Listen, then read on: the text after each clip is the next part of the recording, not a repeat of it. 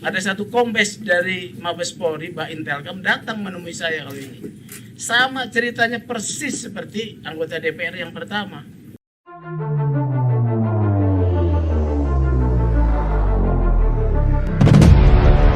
Ini menarik yang disampaikan oleh Wakil Ketua MKD, Dr. Habibur Rahman, yang saya sudah kenal lama juga sebagai aktivis ya. Enggak, sama saja kita.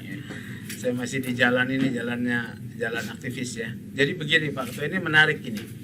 Ada hak publik untuk tahu ya, hak publik. Jadi saya mau sampaikan tidak sebut nama ya, tapi background.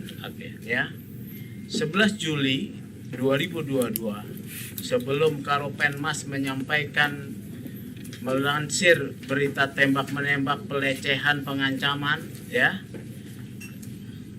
IPW menyatakan tadi 3 hal. Bentuk TGPF, kemudian nonaktifkan Irjen FS, dan kasus ini janggal. Sudah dengan semua analisisnya.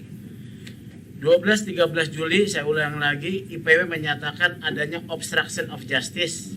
Hari ini 97 orang yang diduga melanggar kode etik dan ada yang kena obstruction of justice. Nah, pada tanggal 12 ya, ini baru masuk ini ya, soal hubung menghubungi. Kalau tidak salah 12 malam ya, saya lupa itu. Ada 2 anggota dewan. Satu pertama mengirim WA, WA-nya ada di saya ya, WA. Yang satu mengirim WA berita dari Komnas Perempuan yang intinya bahwa Nyonya PC harus dilindungi. Ternyata Nyonya PC sekarang tersangka kan. 2 berita.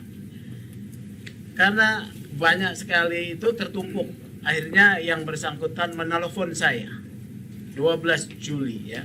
Setelah kita rilis semuanya itu, hubungi saya, ada satu sedikit ketegangan ketika saya dihubungi. Karena saya tersinggung ketika dia bilang panggil Dinda. Ya. Orang ini saya tidak tahu ya, saya tidak sebut namanya. Memang dia anggota dewan. Dia apakah lebih tua dari saya atau tidak? Yang pasti saya ini tidak pernah menjadi adik asuhnya. Ya.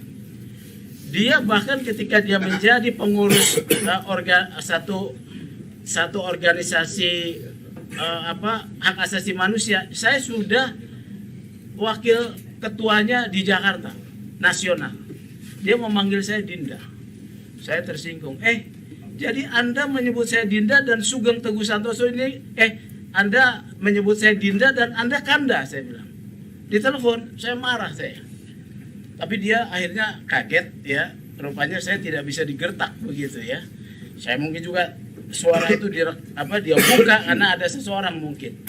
Dia mau mengkooptasi saya dengan kata Dinda. Saya bilang, jangan main-main begini dengan saya. Akhirnya reda, pembicaraan reda. Udahlah, saya bilang, kita ngopi aja, saya bilang. Ada apa, bos? Saya bilang. Dia cerita soal FS.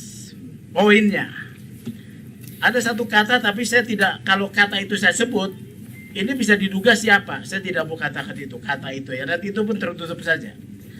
Jadi dia bilang, FS ini korban, ya. FS ini dizolimi, ya. Harga dirinya diinjak-injak. Dan dia sangat menyesal kenapa bukan dia yang menembak. Saya dengarin. Jadi bagaimana, bos? Ya begitu. Jadi kejadiannya seperti itu, ya, bahwa dia itu istrinya dilecehkan, persis sama dengan yang sama dilontarkan oleh Karopenmas. Ya, saya bilang oke, informasi ini saya tampung.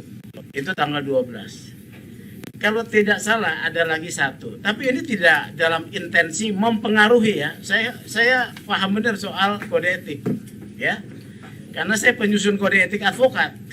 Di dalam kode etik itu mempengaruhi itu kena loh, ya, mempengaruhi proses penegakan hukum. Di dalam kode etik DPR ada diatur.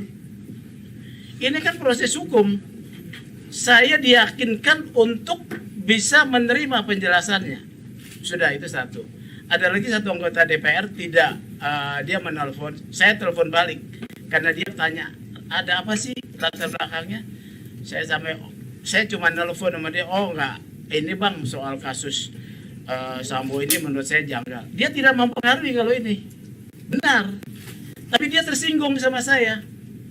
Justru dia yang tersinggung, chat-chatan sama saya panjang. Padahal bang, saya kan gak bilang abang mempengaruhi di publik.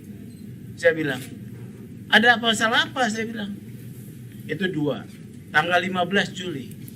Ada satu kombes dari Mabes Polri, Mbak Intelkam, datang menemui saya kali ini. Sama ceritanya persis seperti anggota DPR yang pertama. Pelecehan, ya. Kemudian korban dia marah kalau bisa ditembak, FSU tidak ada di lokasi, ya sedang PCR.